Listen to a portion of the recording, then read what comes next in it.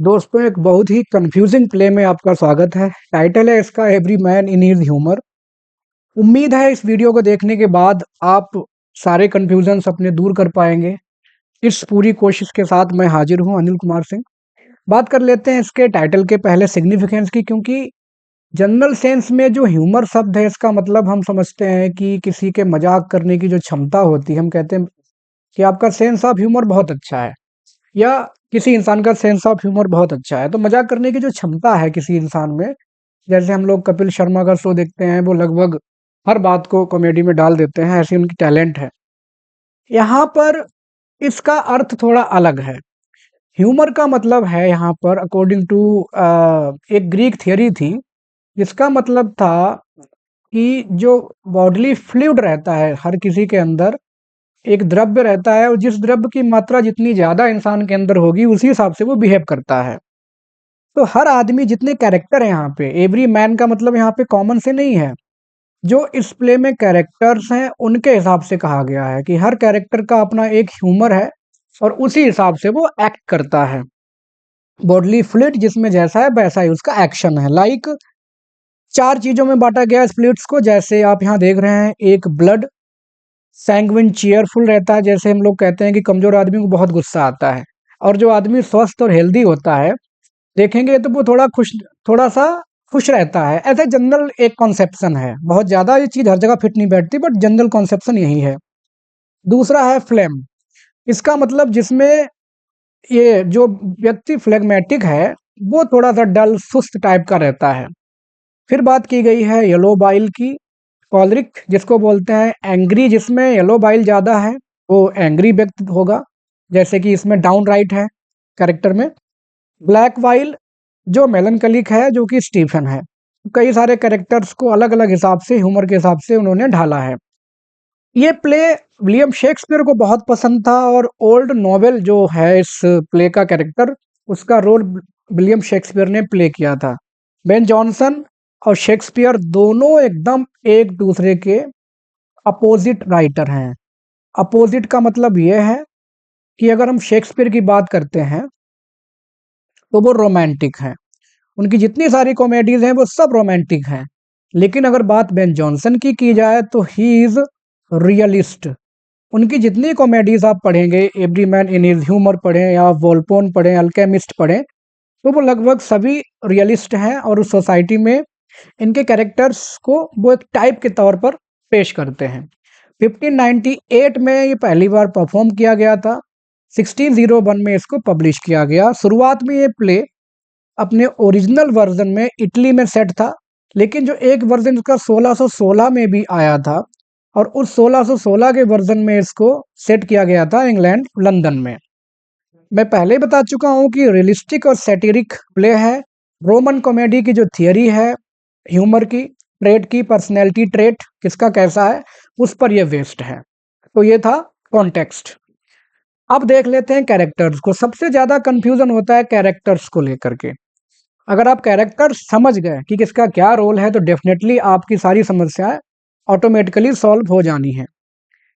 एक कैरेक्टर है किटली। किटली जो है ये मर्चेंट होते हैं, फ्लोरेंटाइन, क्योंकि इटली में सेट था तो फ्लोरेंस के हिसाब से कह सकते हैं। अब यहाँ पे आप इनको लंदन पढ़िए, ठीक है, लंदन मर्चेंट आप कह सकते हैं इनको। और इनकी एक दिक्कत है, इनको अपनी बीबी पे ही शक है। इनको लगता है इनकी बीबी का किसी और से अफेयर है। और इनका जो पर्सनैलिटी ट्रेट है, जो ह्यूमर है, वो है जेलसी। ये जेलसी रखते हैं अपनी बीवी के लिबरल नेचर से, उसकी ब्यूटी से।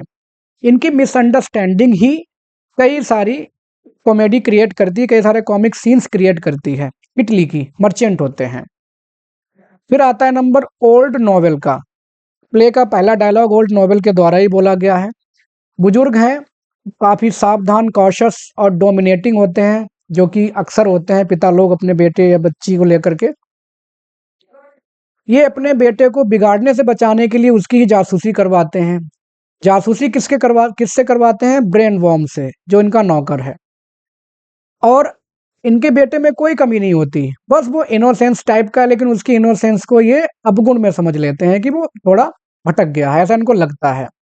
जो मिसगाइडेड अथॉरिटी है किसी की लाइफ में, उसको ये रिप्रेजेंट करते हैं। बाय नेचर काफी जेंटल और काइंड भी हैं, बुरे नहीं हैं, लेकिन शक है अपने बेटे पर कि ये थोड़ा बिगड़ सा गया है, इनको ऐसा लगता है।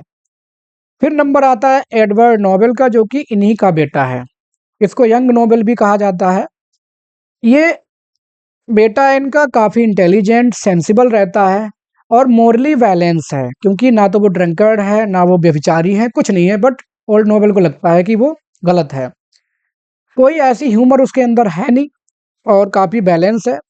चीज़ों को वो एक्सेसरेट नहीं करता है। बस उसकी एक कमी है कि उसे पोएट्री बहुत पसंद है और पोएट्री पढ़ने में ही वो बहुत ज़्यादा टाइम स्पेंड करता है, जो बात ओल्ड नोवेल को अच्छी नहीं लगती। अगला कैरेक्टर है ब्रेन वॉर्म। ये है इनका नौकर, ओल्ड नोवेल का नौकर है। बट ये ऐसा है तो नौकर, लेकिन रोल इसका सबसे ज़्यादा इम्पोर्टेंट है प्ले में, क्योंकि ओल्ड नोवेल इनको जासूसी के तौर पे लगाता है कि मेरे बेटे की जासूसी करो, पता करो कहाँ जाता है, किससे मिलता है, क्या उसकी कमियां हैं।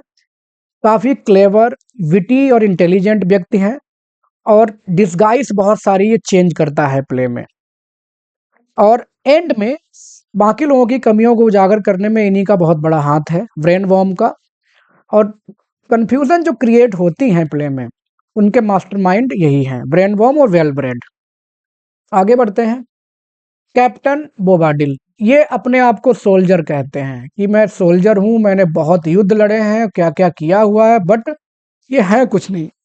ये सिर्फ और सिर्फ गपबाज आदमी है, गप्पे मारा करता है और कुछ नहीं करता है। पूरी तरह से एक कायर इंसान है, लेकिन हमेशा बात बहादुरी की और ऊंचे ऊंचे कारनामों की करता रहता है, बिन मतलब की बातें करता रहता है। और यही इसकी बिन मतलब की बातें ही इसको परेशानी में भी डाल देती हैं। इसकी एक और आदत है, झूठी कस्में खाने की, बात बात में प्रतिज्ञा करने की, मैं ऐसा करूंगा, मैं वैसा करूंगा, लेकिन होता कुछ नहीं है। इसका एक इसका प्रशंसक है मैथ्यू, जिसको ये एक्सप्लॉइट करता है, उससे पैसे वैसे ऐंठता रहता है, कैप्टन बोबाडिल। मैथ्यू, ये अभी मैंने बताया, कैप्टन बोबाडिल का एक एडमायरर है। आगे जाकर के सुधर जाता है, जेंटलमैन बनता है। इसका जो ह्यूमर है वो है अफेक्टेशन, दिखावा, और दिखाता है कि जैसे कि बहुत पढ़ा लिखा है, बट ऐसा है नहीं। वो सिर्फ झूठा दिखावा करता है, आसानी से इसको धोखा दे दिया जाता है। और बोबाडिल का ये बहुत बड़ा पूजक है, बोबाडिल की बहुत ज़्यादा ये पूजा करता रहता है। उसे लगता है बोबाडिल से ज़्यादा बुद्धिमान, बहादुर कोई है ही नहीं। स्टीफन, ये एडवर्ड नोबेल का चचेरा भाई होता है। बहुत ज़्यादा अजीब सा और मूर्ख टाइप का इंसान है, काफ़ी कुछ सीखने की कोशिश करता है, बट सीख कुछ नहीं पाता। नेक्स्ट कैरेक्टर है डाउनराइट। डाउनराइट, जो कि बहुत ज़्यादा लिखा भी है ना, डाउनराइट के नाम के हिसाब से समझ में आता है, ब्लंटली ऑनेस्ट है। इसको धोखेबाजी, छल छलावा और जो हिपोक्रेसी रहती है, जिसको ढोंग कहते हैं, इसे बिल्कुल पसंद नहीं है। इन सब चीज़ों से एकदम अलग है। बस थोड़ी सी कमी है, थोड़ा सा रैश है, एग्रेसिव है, जैसा कि मैंने आपको बताया, फ्लेगमेटिक है थोड़ा सा, और इसी वजह से इसमें थोड़ी गुस्सा जल्दी आ जाता है इसको। बहादुर भी है साथ ही साथ। फिर बात जज तक पहुंचती है, तो जज हैं जस्टिस क्लीमेंट। ये लास्ट में कंफ्यूजन दूर करते हैं बाकी लोगों के बीच में। मिसेस किटली, इनको प्ले में डेम किटली कहा गया है। डेम किटली, ये पत्नी है किसकी? किटली की। बस इनोसेंट है और थोड़ी लिबरल है। बस अपनी लिबरलिटी का और अपनी इनोसेंस की वजह से ये थोड़ा परेशानी का सामना करती हैं, क्योंकि इनका पति इन पर शक करने लगता है।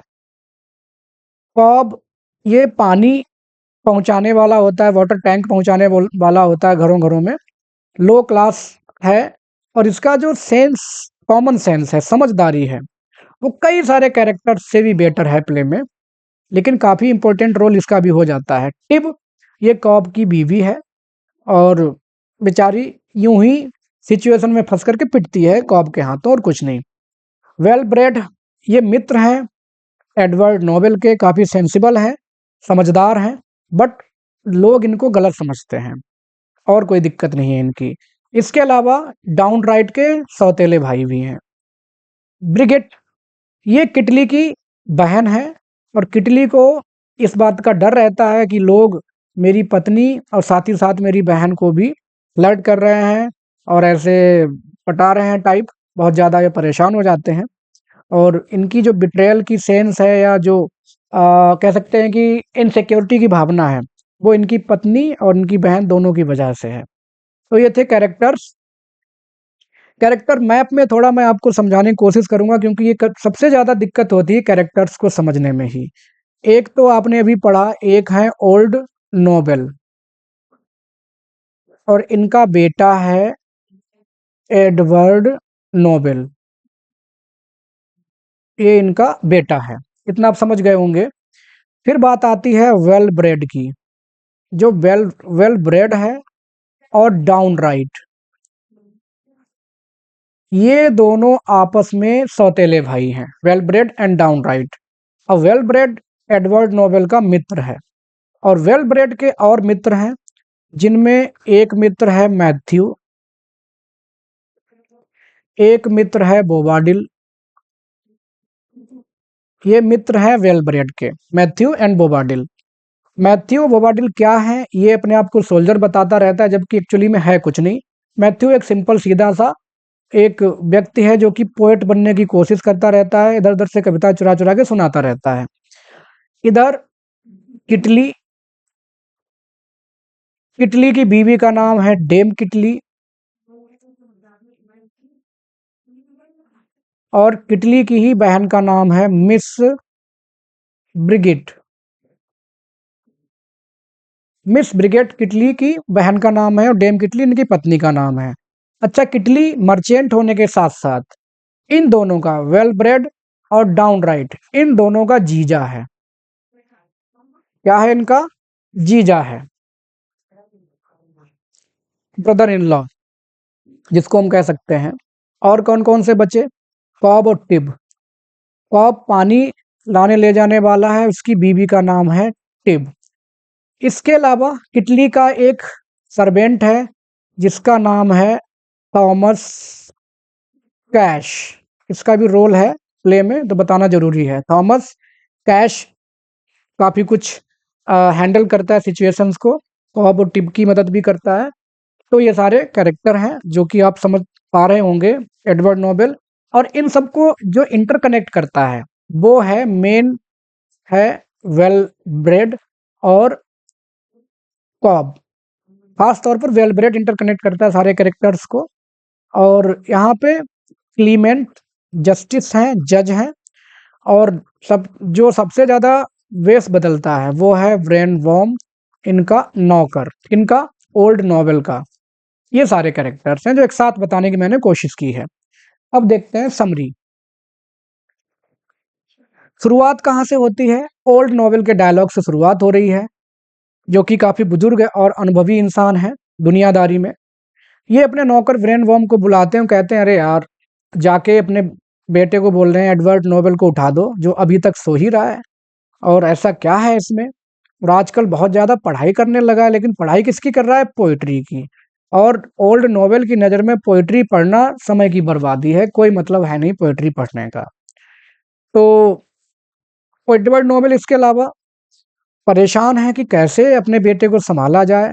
उसने उन्हें लगता है इनका बेटा बिगड़ गया है, रोमांटिक कविताएं पढ़ पढ़ के टाइम खराब कर रहा है।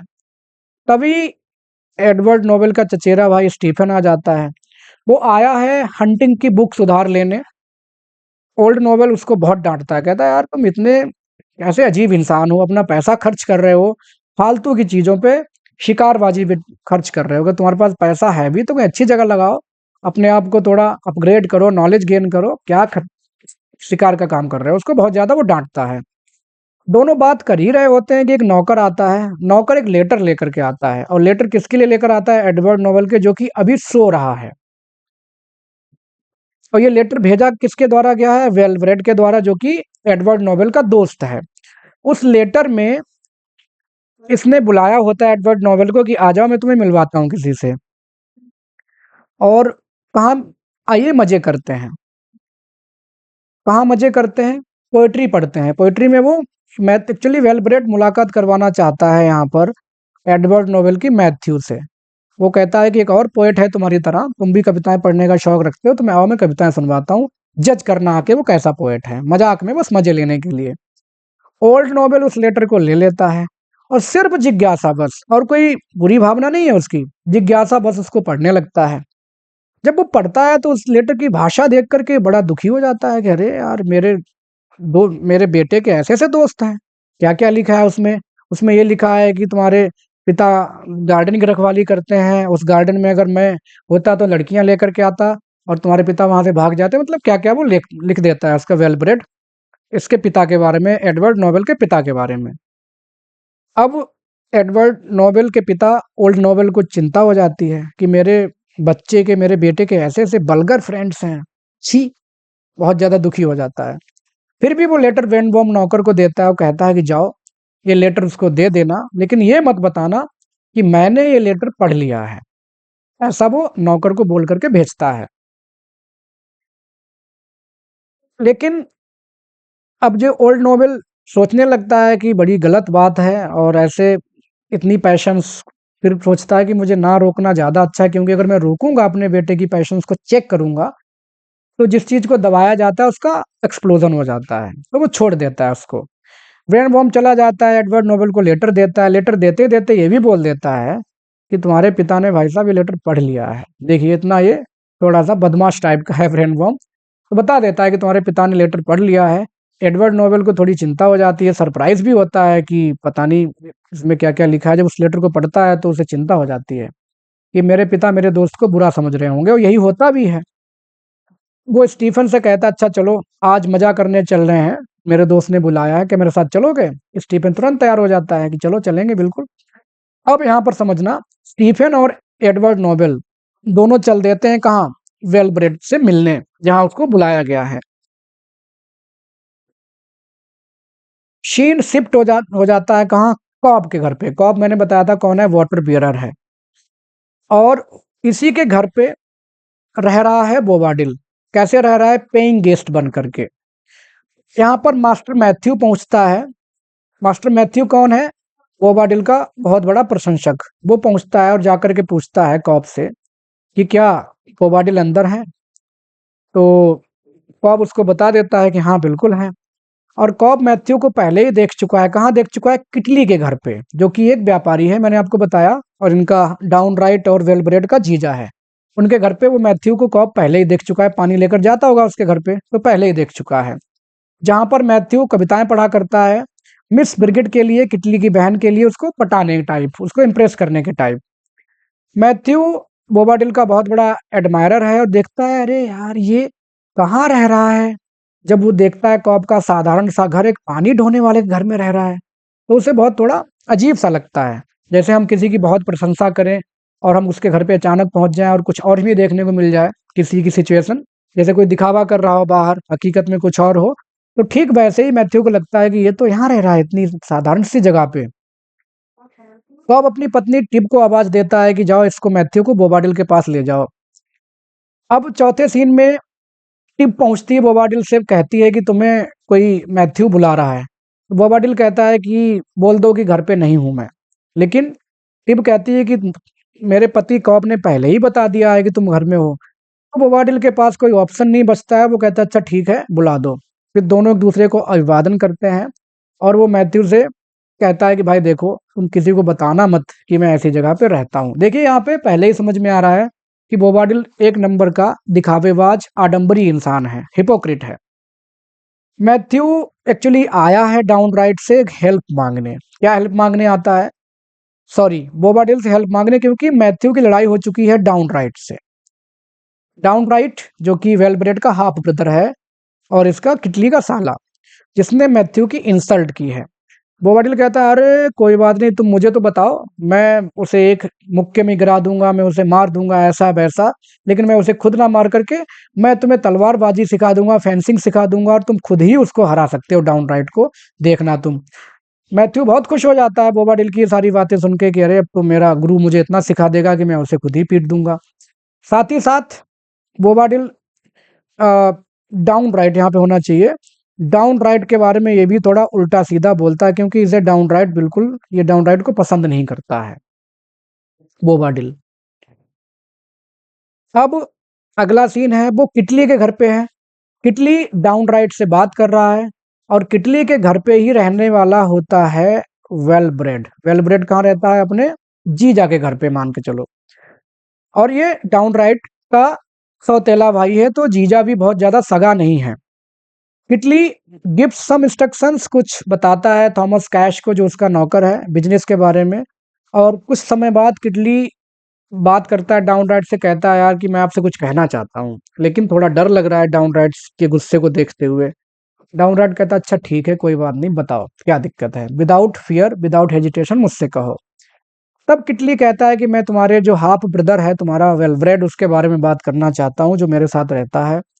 शुरुआत में बहुत अच्छे से रहता था, बहुत ही ज़्यादा कर्टियस विनम्र था, लेकिन अब उसने अपनी सारी चीज़ें जो भी क्वालिटीज़ थी वो खो दी हैं। और अब वो सारी अपनी सुंदरता उसने खो दी है और बहुत ही दिखावटी और लूज मॉरल्स का बन चुका है, कैरेक्टर लेस हो चुका है। क्या करता है, अपने साथ साथ बहुत सारे दोस्तों को मेरे घर में लाता है। सब आकर यहाँ मौज मौज मस्ती करते हैं, दारू पीते हैं, डांस करते हैं, फब्तियाँ करते हैं, और जितना भी जो शोर शराबे का बिहेवियर है वो सब करता है। और ये बात मुझे पसंद नहीं आती है। इटली कहता है ये बात डाउनराइट से। डाउनराइट ये सुनता है कि अरे ऐसा है, उसे बहुत सदमा सा लगता है अपने भाई के बारे में सुनकर। और फिर भी कहता है कि यार मैं बताऊं उसे समझाऊं भी, लेकिन वेलब्रेड कुछ सुनता नहीं है। ऐसा करो तुम खुद ही उसको बोल दो, तुम डायरेक्ट कह दो कि तुम्हारे घर पे रहता है, तो उसे चेतावनी दे दो, वो सुधर जाएगा। इटली कहता है कि नहीं यार मैं ऐसा नहीं कर सकता, अगर मैंने ऐसा किया तो वेल ब्रेड उसके सारे दोस्त ये मेरे खिलाफ अफवाहें फैलाने लगेंगे कि मुझे जेलसी है, क्योंकि मेरी पत्नी सुंदर है, जवान है, और मेरी बहन जो है वो भी अभी अनमैरिड है, और ये बात मेरे ठीक नहीं रहेगी। डाउनराइट कहता हाँ हो सकता है, ऐसा लोग कर सकते हैं क्योंकि वो सब नालायक हैं। अब इन इसी बीच में कन्वर्सेशन दोनों की चल ही रही होती है कि यहीं पर आ जाते हैं मैथ्यू और बोबाडिल। ध्यान रखना मैथ्यू की लड़ाई ऑलरेडी डाउनराइट से हो चुकी है। बोबाडिल पहले ही डाउनराइट से नफरत करता है, दिखावेबाज इंसान है। और वो आया है यहाँ पे, दोनों आए हैं किसकी तलाश में, वेलब्रेड। और वेलब्रेड पहले से ही किटली के घर में रहने वाला इंसान है, इसलिए किटली के पास आए हैं ये लोग वेलब्रेड की तलाश में। किटली उनको कहता है कि वेलब्रेड घर पर नहीं है भाई साहब, तुम लोग यहाँ से निकलो। वो लोग जानने को तैयार होते हैं, लेकिन जैसे ही वो लोग डाउनराइट को देखते हैं तो बोबाडिल डाउनराइट को गाली देने लगता है। थोड़ा सा उनके बीच गहमा-गहमी हो जाती है। डाउनराइट तुरंत पीटने की तैयारी कर लेता है बोबाडिल को, लेकिन किटली किसी तरह से मना करता है कि नहीं नहीं भाई लड़ाई झगड़ा मत करना, यहाँ पे ठीक नहीं है। बिन मतलब की लड़ाइयाँ हैं, ऐसी कोई जर जोरू जमीन जैसा कुछ नहीं है, बस यूं ही खाली ईगो और बेवकूफ़ी की लड़ाइयाँ हैं, क्योंकि कॉमेडी है। डाउनराइट तो अभी भी वो सदमा सा लगा हुआ है अपने भाई के बिहेवियर पर, साथ ही साथ उसको लगता है उसके ऐसे दोस्त हैं, मैथ्यू बोबाडिल को देख के लगता है ये ऐसे दुष्ट टाइप के, गुंडे टाइप के दोस्त बनाए हुए हैं मेरे भाई ने, उसको बहुत बुरा लगता है।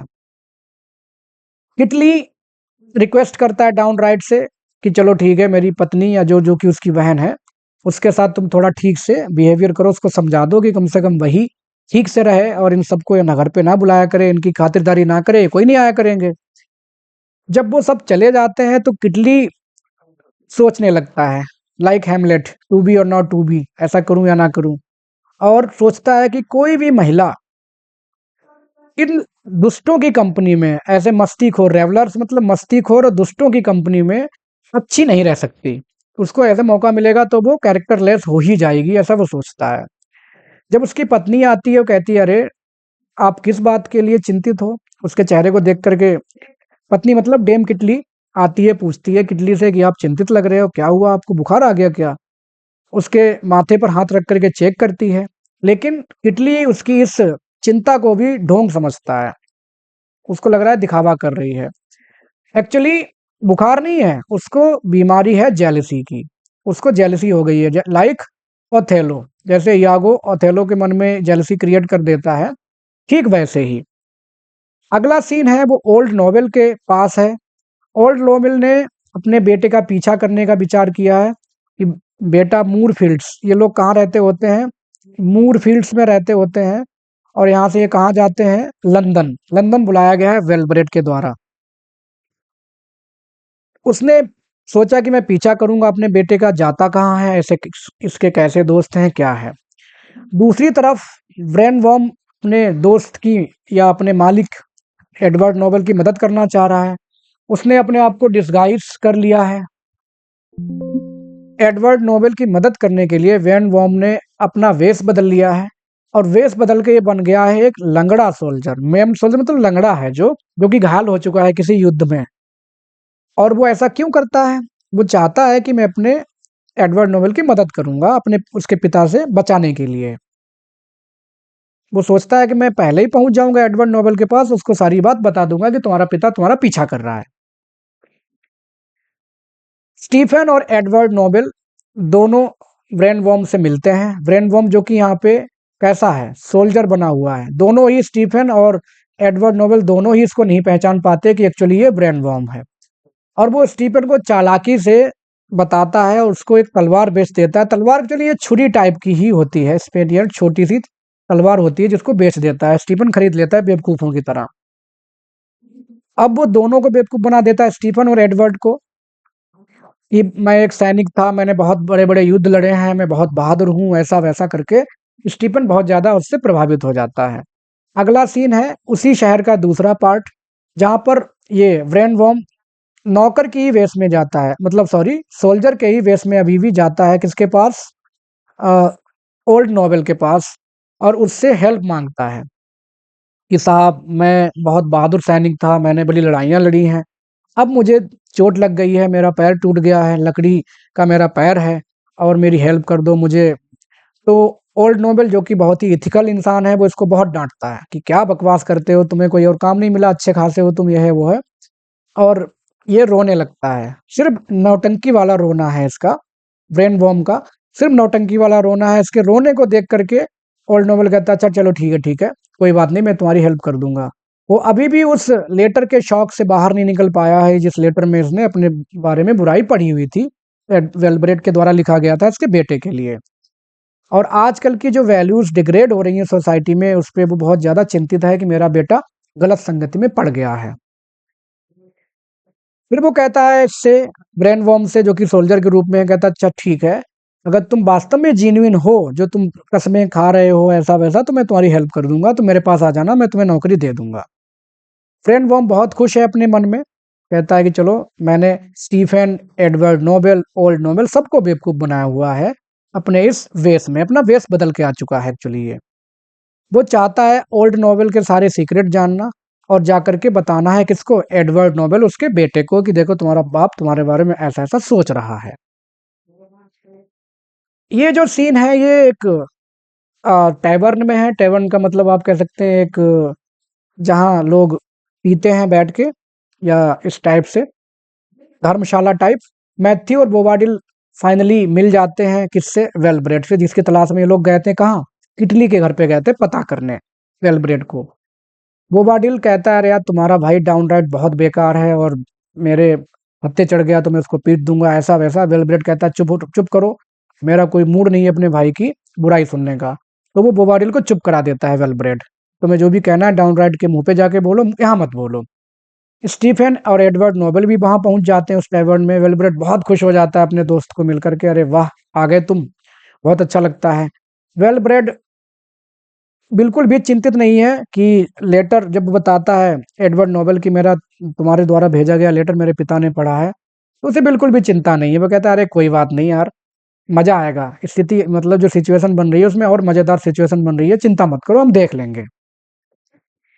अब वेलब्रेड इंट्रोडक्शन कराता है मैथ्यू का और बोबाडिल का, किससे, एडवर्ड नोबेल से।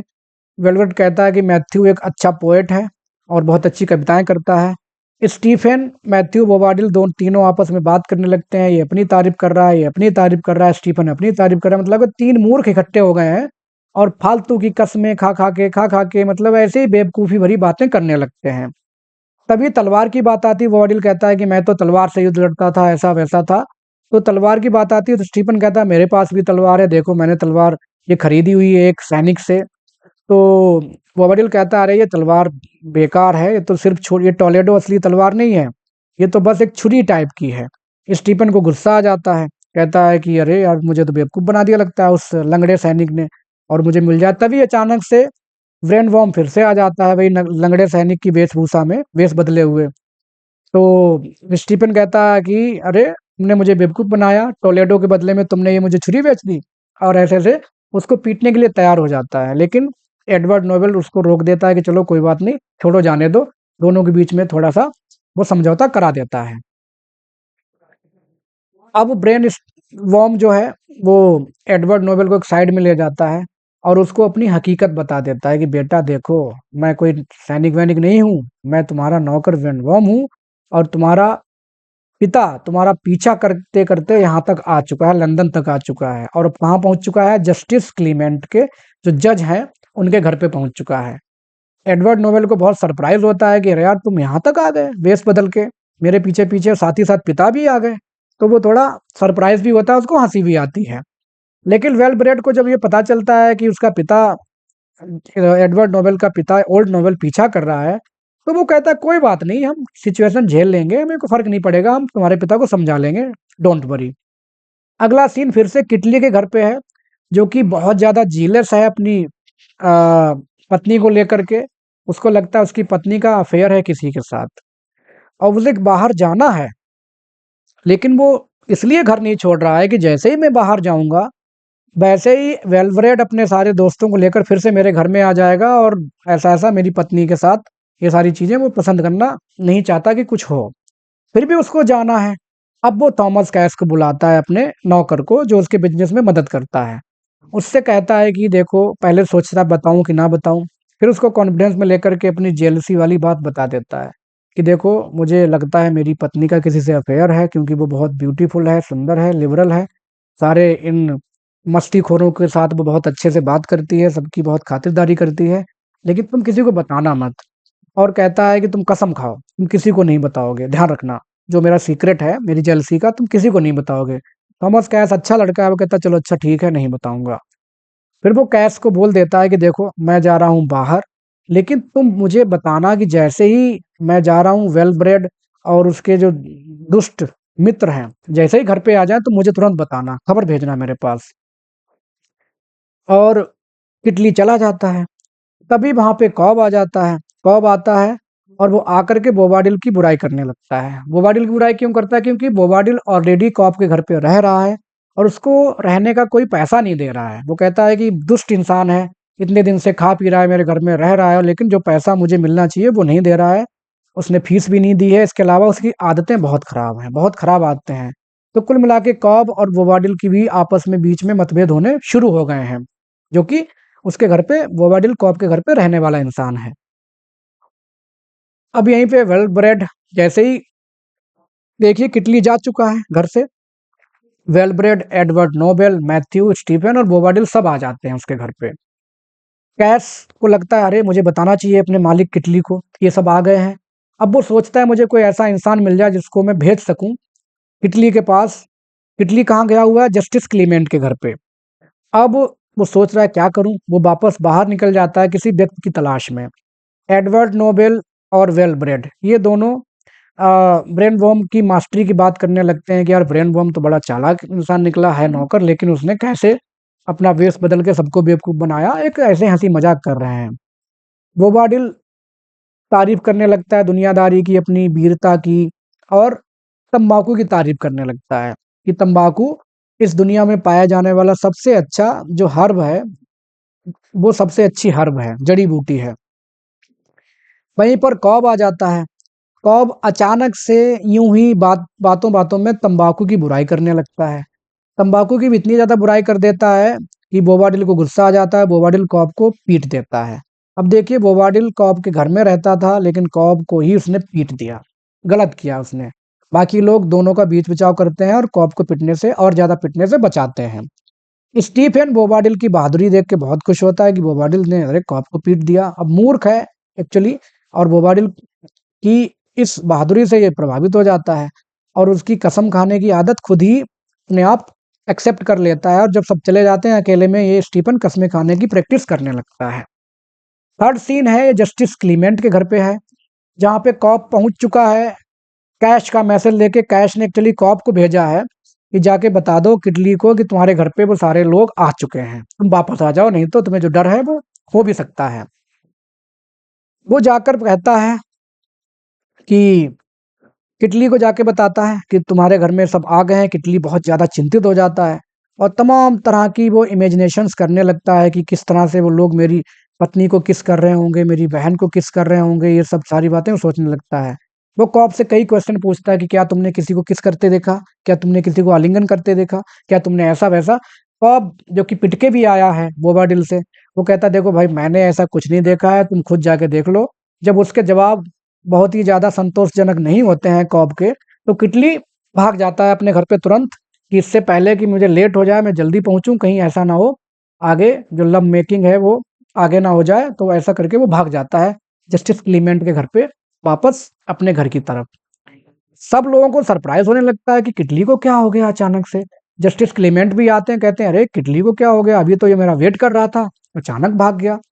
और ओल्ड नोबेल पहुंच चुका है जस्टिस क्लीमेंट के पास अपने बेटे एडवर्ड नोबेल की शिकायत लेकर के कि मेरा बेटा बिगड़ गया है, गलत संगति में है, कुछ करो उसका। कॉब को मौका मिल जाता है, उसको लगता है कि यही मौका है जज से शिकायत करने की, किसकी, बोबाडिल की, जिसने इसको पीटा हुआ है। तो क्लीमेंट पूछता है कॉब से, अच्छा क्यों पीटे गए हो, तुम्हें क्या हुआ, क्या दिक्कत है। कॉब बताता है कि सर कुछ नहीं हुआ, मैं तो बस तंबाकू की बुराई कर रहा था और मैंने तो कुछ किया नहीं। तंबाकू की बुराई करते हुए मुझे उसने पीट दिया। जैसे ही क्लीमेंट सुनता है कि तंबाकू की बुराई इसने की, तो वो कहता है अच्छा, फॉर्मल अपने क्लर्क से कहता है इसको अरेस्ट कर लो कॉप को। क्यों ऐसा कहता है, कॉप कहता है अरे ये क्या हुआ, मैंने क्या गलती कर दी। तो पता चलता है कि क्लीमेंट खुद अपने आप में बहुत बड़ा तंबाकू का प्रेमी है, वो भी तंबाकू खाता है, उसे भी तंबाकू की बुराई सुननी पसंद नहीं है बोबाडिल की तरह। अब तो कॉप फंस जाता है। कॉप कहता है साहब मुझे माफ कर दो, प्लीज मुझे माफ कर दो, चाहो तो मुझे फिर से पीट लो, लेकिन दया दिखाओ मेरे ऊपर, मुझे पिटाई आप कर सकते हो लेकिन जेल में मत डालो प्लीज। ओल्ड नोबेल भी वही है, वो कहता है अरे साहब छोड़ दो, कोई बात नहीं, बच्चा है। और ऐसा ऐसा करके किसी तरह क्लीमेंट छोड़ देते हैं कॉप को, और एक वारंट इशू किया जाता है किसके खिलाफ, बोबाडिल के खिलाफ, कि ठीक है उसको गिरफ्तार किया जाए।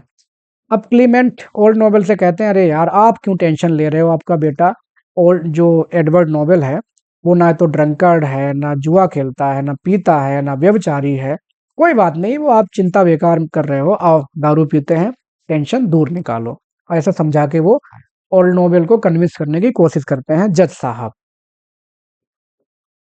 सीन फिर से किटली के घर पे है, जहाँ पे डाउन राइट डेम किटली से अपनी बहन से कह रहा है कि ये सारे जो छैले हैं तुम्हारे घर में आते हैं इन सबको भगा दिया करो, जैसे वेल ब्रेड, मैथ्यू, बोबाडिल, सबको भगा दिया करो, अच्छे नहीं है। और ये सब जब भी मुझे देखते हैं मेरे खिलाफ फप्तियां कसते हैं, कमेंट करते हैं, मुझे एकदम दुश्मन बना के रखा हुआ है इन लोगों ने। वो कहती है कि अब आधा दर्जन लोग हैं इनके साथ, मैं क्या कर सकती हूँ, और मुझे कोई दिक्कत नहीं है इनसे, और तुम अपने आप को थोड़ा बदल लो। डाउन राइट को गुस्सा आ जाता है, वो चला जाता है छोड़ के अपनी बहन का घर, कि तुम नहीं समझ रही हो तो ठीक है। उधर वेल ब्रेड, मैथ्यू, बोबाडिल और एडवर्ड नोबेल सब लोग आ चुके हैं उनके घर पे, किटली घर पे। मैथ्यू तुरंत अपनी कविताएं सुनाना शुरू कर देता मिस ब्रिगेड को इम्प्रेस करने के लिए। एडवर्ड नोबेल समझ जाता है ये कविताएं जो हैं एक्चुअली ये चुराई गई हुई कविताएं हैं, और जो एक राइटर हुए हैं जिन्होंने डॉक्टर फॉस्टर्स लिखा है, क्रिस्टोफर मार्लो, उनकी एक वर्क है हीरो एंड लिएंडर, उससे ली गई कविताएं हैं। लेकिन वो चुप रहता है बस एंजॉय करने के लिए, कि इससे मूर्ख को कहने दो जो भी कह रहा है।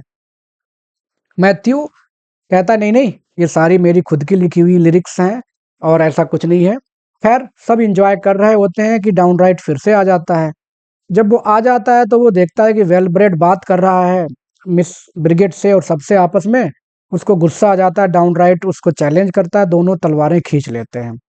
लड़ाई होने ही वाली होती है कि किटली आ जाता है जो कि भागता आ रहा था अपने घर पे, और आकर के दोनों की लड़ाई बचा देता है कि नहीं नहीं लड़ना नहीं, मेरे घर पे खून खराबा नहीं होना चाहिए, ऐसे ऐसे लड़ाई रोक देता है।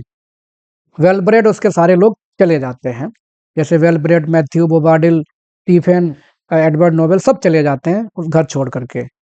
अब डाउन राइट किटली को सब कुछ बताता है कि क्या क्या यहाँ हो रहा था, कैसे ये सब छैले थे और ये सब तमाम बातें।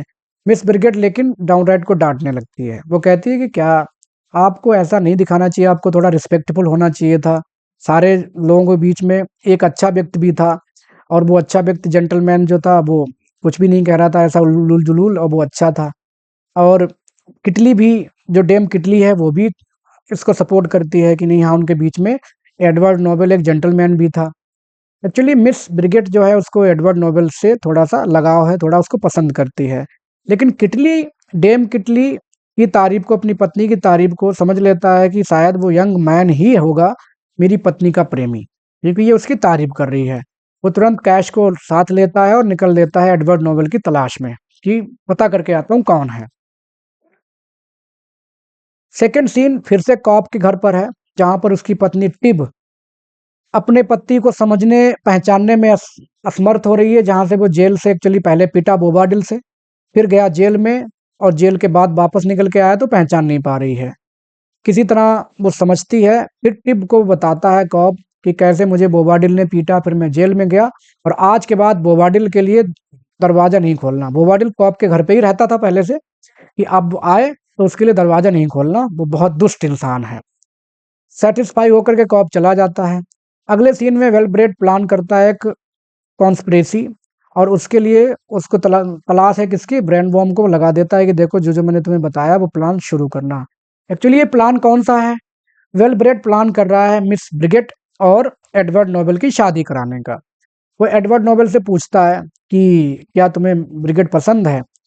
तो नोबेल कहता है कि पता नहीं, मैं तो उसे पसंद करता हूँ, पता नहीं वो मुझे पसंद करेगी कि नहीं करेगी। उसको थोड़ा हेजिटेशन होता है, लेकिन वेलब्रेड कहता है कोई बात नहीं, मैं तुम्हारी मीटिंग कराऊंगा, तुम उसको प्रपोज करना और देखना वो तुम्हें पसंद कर जरूर करेगी, वो मैं जानता हूँ। अगला सीन है क्लीमेंट के घर पे है, जहाँ पे ब्रेन बॉम्ब पहुंच चुका है और ओल्ड नोबेल उसका इंतजार कर रहा होता है। ओल्ड नोबेल को जाकर के बताता है कि भाई साहब साहब जो तुम्हारे प्लान हैं अपने बेटे को लेकर के, वो प्लान पहले से ही तुम्हारे बेटे को पता चल गए हैं। ओल्ड नोबेल कहता है अरे कैसे पता चल गए हैं, उसे कैसे पता कि मैं उसका पीछा कर रहा हूँ, और तुम इतना लेट क्यों आए हो, मुझे पहले अपना बताओ। तो ब्रेन वॉर्म कहता है कि देखो मैं आपको बताता हूँ कि मैं उसका पीछा कर रहा था, जासूसी कर रहा था जैसा कि आपने मुझे बताया, लेकिन उन लोगों ने मुझे पहचान लिया, पकड़ लिया और उन लोगों ने मुझे एक एक रूम में बंद कर दिया और उन्होंने मुझे जान से मारने की धमकी दी, तो मजबूरन मुझे बताना पड़ा कि मैं यहाँ क्यों हूँ। लेकिन जब मैं बंद था रूम में तो मैंने एक बातचीत सुनी इन लोगों की कि एडवर्ड नोबेल किसी कॉब है कोई पानी ढोने वाला, उसके घर पे किसी महिला से मिलने वाला है। ओल्ड नोबेल को चिंता हो जाती है कि अरे लगता है मेरा बेटा शायद शादी करने वाला है किसी महिला से जिसके तलाश में वो मिलने आया था यहाँ पे। तो वो कहता है चलो अच्छा मैं कॉप के घर पर निकलता हूँ, वो कॉप के घर की तरफ चल देता है। क्लीमेंट्स का क्लर्क फॉर्मल ब्रेन वॉर्म को देखता है सोल्जर के रूप में और कहता है अरे आप तो बड़े बहादुर हो, ऐसे वैसे जो भी आपने बहादुरी के किस्से हैं सारी कहानियां वो मुझे बताओ।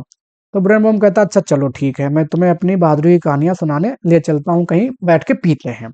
और दोनों ब्रेन वॉर्म और जस्टिस क्लीमेंट का क्लर्क फॉर्मल निकल जाते हैं पीने के लिए। पांचवें सीन में मूर फील्ड्स में है ये, जहां पर मैथ्यू बोबाडिल और एडवर्ड नोबेल डिस्कस कर रहे होते हैं कि डाउनराइट कितना रूड इंसान है यार, बड़ा गलत इंसान है। हम घर पे गए थे, वहां उसने ऐसे बदतमीजी की हमारे साथ, क्या करें क्या ना करें। तो एडवर्ड नोबेल पूछता है मैथ्यू और बोबाडिल से कि अगर तुम्हें डाउनराइट मिल जाए तो तुम क्या करोगे? तो वो दोनों सेक ही मारते हैं। मैथ्यू कहता है आई विल किल हिम और बोबाडिल भी कहता है कि जो भी हो जाए मैं उसके एक ही बार में उसको मार दूंगा। तभी अचानक डाउनराइट वहां आ जाता है। तो बोबाडिल जो कि कायर है कहता नहीं नहीं ये डाउनराइट नहीं है, कोई और है और बस मुझे ऐसे बचने दो, जाने दो। पहले तो मना करते हैं कि मैं पहचानने से ही मना कर देते हैं, लेकिन डाउनराइट को मौका मिल गया है, वो आता है और बोबाडिल को चैलेंज करता है, कहता चल निकाल अपनी तलवार निकाल, बड़ा भारी तू वीर है, सोल्जर है, ऐसे वैसे। बोबाडिल बिल्कुल लड़ने के लिए तैयार नहीं है, लेकिन डाउनराइट उस पर अटैक करता है, उसको अच्छे से पीट देता है, उसकी तलवार वलवार सब छीन लेता है, अच्छे से पीटता है। मैथ्यू इसी मौके का फायदा उठा के भाग जाता है। देखिए दोनों डरपोक हैं, वो देखता है तो मेरे गुरुदेव तो पिट रहे हैं, कभी तो लगता था गुरुदेव बहुत अच्छे हैं लेकिन गुरुदेव ही पिट रहे हैं, तो मैथ्यू पहले ही भाग जाता है। जब डाउनराइट पीट पाट के इसको भाग चला चला जाता है वहां से, तो बोबाडिल फिर से शुरू करने लगता है अपनी सेखी कि देखो अगर मैं मुझे मतलब मेरे नक्षत्र कमजोर थे, अगर मेरे नक्षत्र ठीक होते तो आज मैं डेफिनेटली बोबाडिल को मार उसे डाउनराइट को मार देता। तो एडवर्ड नोबेल कहता है अरे जाने भी दो यार, तुम खाली फेंक ही मारते हो, तुम कम से कम अपनी सुरक्षा तो कर ही सकते, तुमने वो भी नहीं की। छठवें सीन में किटली, डेम किटली और वेलब्रेड ये तीनों बात कर रहे होते हैं पुराने जो लड़ाई हुई थी इनके घर पे अभी, तो डाउन राइट के बारे में। वेलब्रेड कहता है कि देखो तुमने अच्छा बिहेव नहीं किया, डाउन राइट उन सबको मतलब सारी चीजें अच्छी नहीं तुम कर रहे हो। डेम किटली कहती है कि जो भी है कुछ बुरा तो नहीं हुआ, तो वेलब्रेड कहता है कि बुरा हो भी सकता था, लेकिन चलो जो भी है, हो सकता है कि तुम उसको ज़हर दे देती किटली को, या कुछ भी है। किटली को शक होने लगता है कि शायद उसकी पत्नी उसको ज़हर ही ना दे दे। तो वो उसके बिहेवियर को देख कर के दोनों, वेल ब्रेड और किटली दोनों ही एम्बैरेस फ़ील करते हैं, ये इसको हुआ क्या है किटली को? बड़ा अजीब बिहेवियर ये कर रहा है। एक्चुअली किटली के मन में सिर्फ़ और सिर्फ़ जेलसी भरी हुई है। तभी वहाँ पर ब्रेन वर्म आ जाता है। अब ब्रेन वर्म कैसे आया है? एक्चुअली ब्रेन वर्म ने गया है, उसने फॉर्मल को दारू पिलाई, और दारू पिलाने के बाद उसकी यूनिफ़ॉर्म छीन ली। यूनिफ़ॉर्म छीन करके वो बन गया है क्लीमेंट का क्लर्क। क्लीमेंट कौन है? जज। जज का क्लर्क बन के ये घूमने लगा है, और आकर के किटली से कह देता है कि तुम्हें जस्टिस क्लीमेंट ने बुलाया है। बुलाया किसी ने नहीं है, ये प्लानिंग किसकी है? वेल ब्रेड की।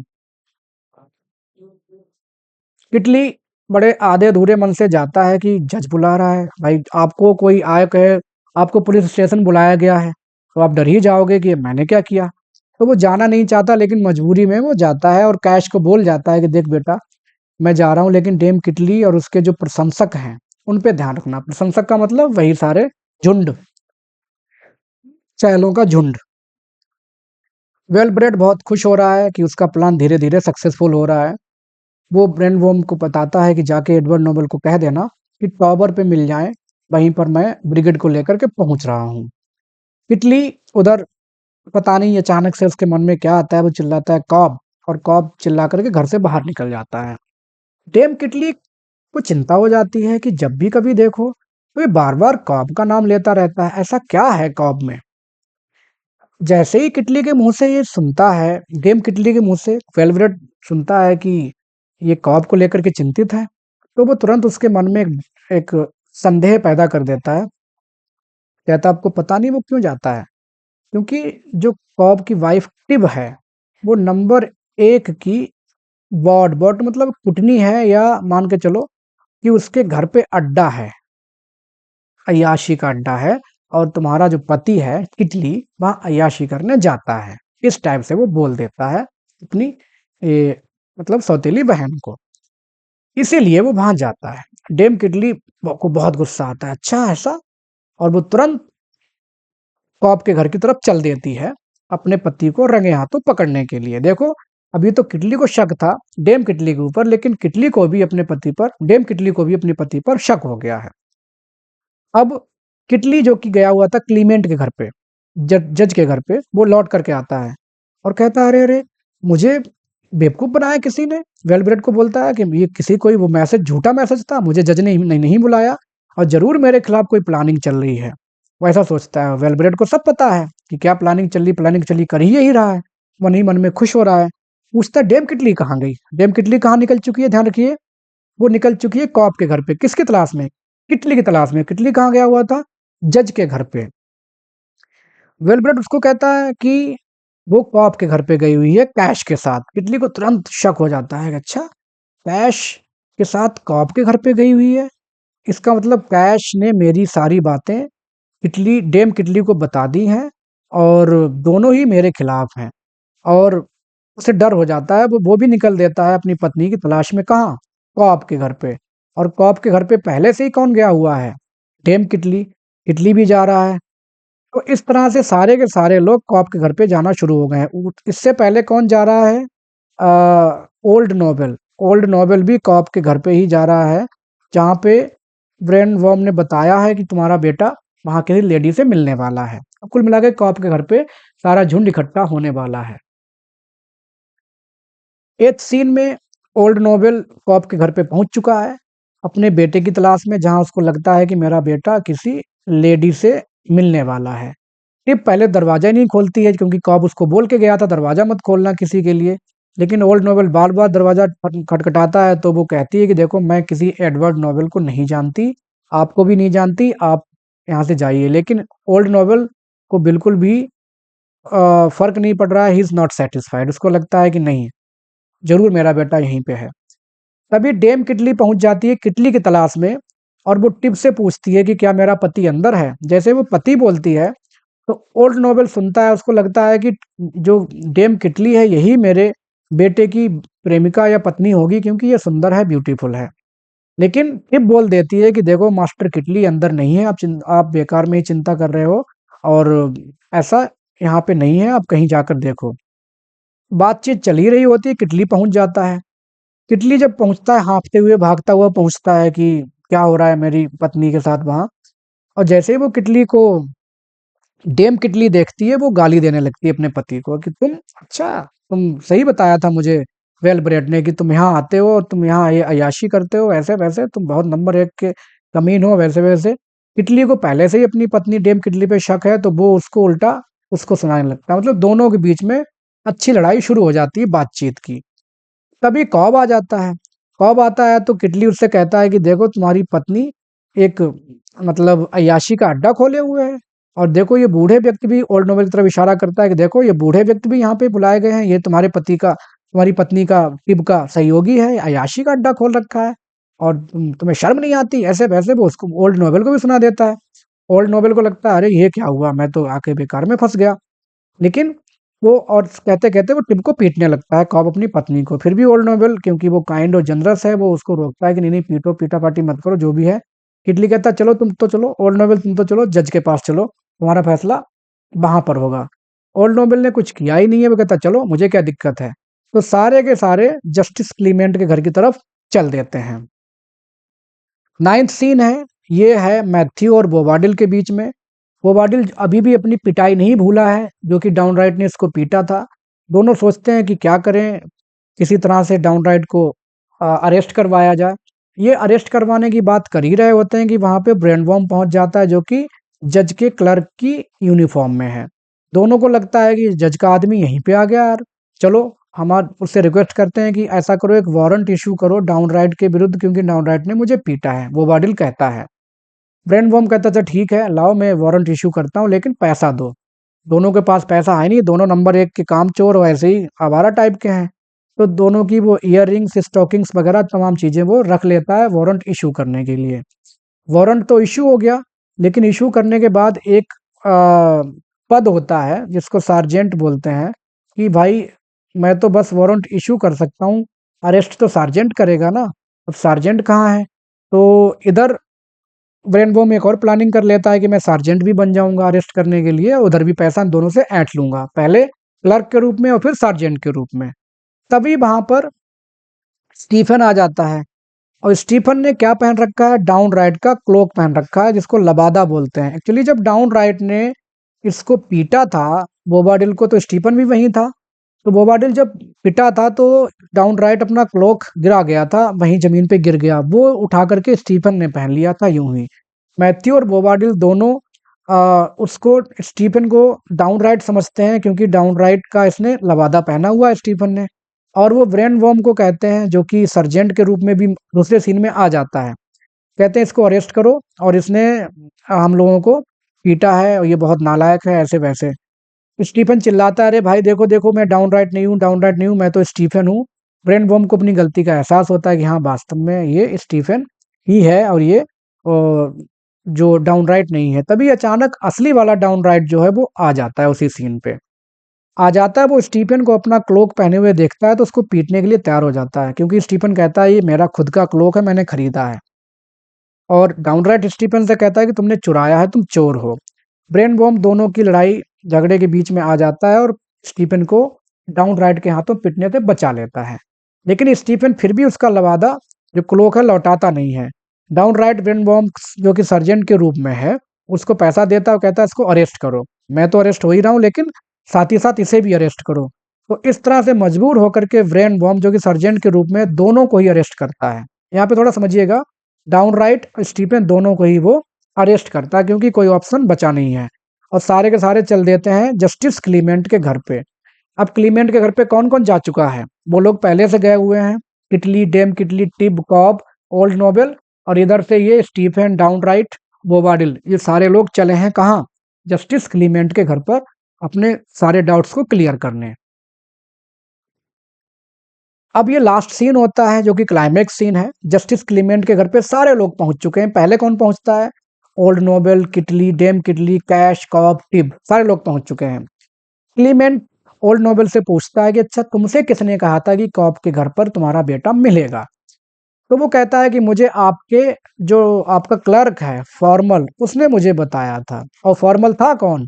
वो था ब्रेन वॉर्म, फॉर्मल की वेस में, फॉर्मल की यूनिफॉर्म उसने पहन रखी थी। डेम किटली से पूछा जाता है कि तुमसे किसने कहा कि तुम्हारा पति किटली कॉब के घर पे है? तो वो बताती है कि मुझे वेलब्रेड ने बताया था कि तुम्हारा पति टिब के घर पे गया हुआ है, कॉब के घर पे गया हुआ है, क्योंकि वो अय्याशी का अड्डा है। अब बात आती है, किटली से पूछा जाता है कि तुमसे किसने कहा? तो किटली कहता मुझसे भी वेलब्रेड ने ही कहा था कि तुम्हारी पत्नी वहाँ गई हुई है, ऐसे-वैसे कैश के साथ, जो कि और किटली पहले से ही शक कर रहा था डेम किटली पे। तो जस्टिस क्लीमेंट समझ जाते हैं कि पूरी की पूरी प्लानिंग की गई है किसके द्वारा? वेलब्रेड के द्वारा। ऐसी प्लानिंग क्यों की गई है? क्योंकि वो चाहता है कि घर खाली हो जाए, जिससे कि वो मिस ब्रिगेड को ले जा सके किसके पास? एडवर्ड नोबेल से मुलाकात कराने और इन दोनों की शादी कराने के लिए जस्टिस क्लीमेंट समझ जाते हैं। टिब बेचारी बेकार में ही पिट जाती है और उसके प्रति सारे लोग सिंपैथी दिखाते हैं कि हाँ, ये बेचारी बेकार में ही कॉप के द्वारा पिट गई, उसकी तो कोई गलती ही नहीं थी। तभी नौकर आता है, वो कहता है कि एक सोल्जर बाहर आपको याद कर रहा है और वो कंप्लेंट लेकर आया है डाउन राइट के बारे में। वोवाडिल को बुलाया जाता है क्योंकि सोल्जर है, तो जज बहुत हाई उसके बारे में बात करता है, लेकिन जब वो देखता है कि वोवाडिल के शब्द, उसके एक्शंस, तो क्लीमेंट समझ जाता है कि ये तो नंबर 1 का सेखीबाज और कायर इंसान है। बस सेखी मारता है और कायर है। 2-2 बार पिट चुका है और कोई मतलब है नहीं इसका। एक तभी नौकर फिर से आता है, कहता है कि सर्जेंट 2 लोगों को गिरफ्तार करके लाया है। किस-किस को गिरफ्तार करके लाया है? ब्रेन बॉम्ब के लिए सर्जेंट के रूप में स्टीफन और डाउनराइट को गिरफ्तार करके लाया है, और वो वारंट आपने ही जारी किया था, जिस वारंट पे उसने गिरफ्तार किया हुआ है। जस्टिस क्लीमेंट को सरप्राइज होता है कि वारंट मैंने तो कोई वारंट इशू ही नहीं किया है। ये तो बड़ी अजीब बात है। तुरंत डाउनराइट, स्टीफन और ब्रेनवॉर्म, जो कि सर्जेंट के रूप में है, आ जाता है। तीनों आ जाते हैं। अब सर्जेंट इसको ओल्ड नोवेल को देख करके स्टीफन कहने लगता है, अरे अंकल, आप यहाँ क्या कर रहे हो? पहले से ही आप हो जस्टिस क्लीमेंट के घर पे। जस्टिस क्लीमेंट, जो कि काफी समझदार इंसान है, तुरंत काम की बात करते हैं। वो समझ जाते हैं कि ये जो फॉर्मल खड़ा हुआ है, ये भी कोई नकली इंसान है, और वो तलवार उठाते हैं और उसको धमकी देते हैं कि बेटा सच-सच बताओ, नहीं तो मैं तुम्हें मार दूँगा, और तुम्हें, क्योंकि तुमने फेक वारंट जारी किया, वो भी जज के नाम पे, और तुम समझ लेना। तलवार उसके सिर पे रख देता है। ब्रेनवॉर्म, जो कि सर्जेंट के रूप में खड़ा है, डर जाता है। उसको पता है कि उसकी पोल खुलने वाली है बेटा, और तुरंत ही वो अपनी पूरी की पूरी वेशभूषा उतार देता है और अपना असली रूप दिखा देता है कि मैं हूँ ब्रेनवॉर्म, नौकर ओल्ड नोवेल का। सारे के सारे लोग उसको पहचान लेते हैं, अरे ये तो ब्रेनवॉर्म है, ब्रेनवॉर्म है। तभी फॉर्मल आ जाता है। फॉर्मल कहता है कि साहब, मुझे इसने दारू पिला दी थी, दारू पिला के इसने मेरी ड्रेस ले गया था, और इसने ड्रेस मेरी पहन के ऐसा सब कुछ कर डाला है। फिर वो बताता है रेनबो अपनी पूरी कहानी कि देखो, मैंने ऐसे-ऐसे, पहले मैं मेम्ड सोल्जर बना, फिर मैं फॉर्मल बना, फिर मैं सर्जेंट बना, सारे रूप मैंने रखे हैं, और ऐसे-ऐसे मैंने सब लोगों के बीच में षड्यंत्र, मिसअंडरस्टैंडिंग और जो दु दुष्टता है, नेवरी, वो सब की सब मैंने क्रिएट कर दी थी। तो सारा का सारा ड्रामा जो हुआ है उसके लिए मैं ही ज़िम्मेदार हूँ, लेकिन साहब मुझे माफ़ कर दो। प्लीज़ साहब मुझे माफ़ कर दो। जज को मज़ा आता है ये सब सुन के, वो उसे माफ़ कर देते हैं, क्योंकि कॉमेडी है, ट्रेजेडी नहीं है जिसमें ब्रेन वो मार दिया जाए। अगर यही ट्रेजेडी होती तो मार दिया जाता इतना सब कुछ करने के लिए, लेकिन कॉमेडी है तो हँसी आती है और सब एन्जॉय करते हैं। तभी एडवर्ड नोबेल, ब्रिगेट और मैथ्यू वेलब्रेड, ये सारे लोग आ जाते हैं। इनकी शादी-वादी हो चुकी है। टिब और कॉब के बीच में समझौता हो जाता है। डेम किटली और किटली के बीच में भी समझौता हो जाता है। समझ जाते हैं कि ये इसका किसी से अफेयर नहीं है। किटली समझ जाता है कि उसकी पत्नी का किसी से अफेयर नहीं है, उसकी बहन भी ठीक है। कुल मिला के सबके बीच में समझौता हो जाता है। जस्टिस क्लीमेंट सबको अपने घर पे भोजन पे आमंत्रित करते हैं। एक अच्छा टाइम है जहाँ जज इनवाइट कर रहा है इन सबको। क्लीमेंट ब्रेन वॉर्म से बहुत प्रभावित होते हैं, कहते हैं वाह जबरदस्त, तुमने एडवेंचर्स किए हैं वेश बदल बदल के, और इस तरह से पूरा प्ले बहुत ही अच्छे से खत्म हो जाता है, हैप्पीनेस और लाफ्टर के साथ। तो दोस्तों, ये थी इस प्ले की हिंदी में समरी। मैंने कन्फ्यूज़न को दूर करने की पूरी कोशिश की है। मुझे लगता है कि मैं सफल हो पाया हूँ थोड़ा बहुत, वो आप कमेंट सेक्शन में बताइएगा। बाकी अगर आपको चैनल ठीक लग रहा है, कंटेंट ठीक लग रहा है, तो आप सब्सक्राइब कर सकते हैं, शेयर कर सकते हैं, लाइक कर सकते हैं। Thanks for watching.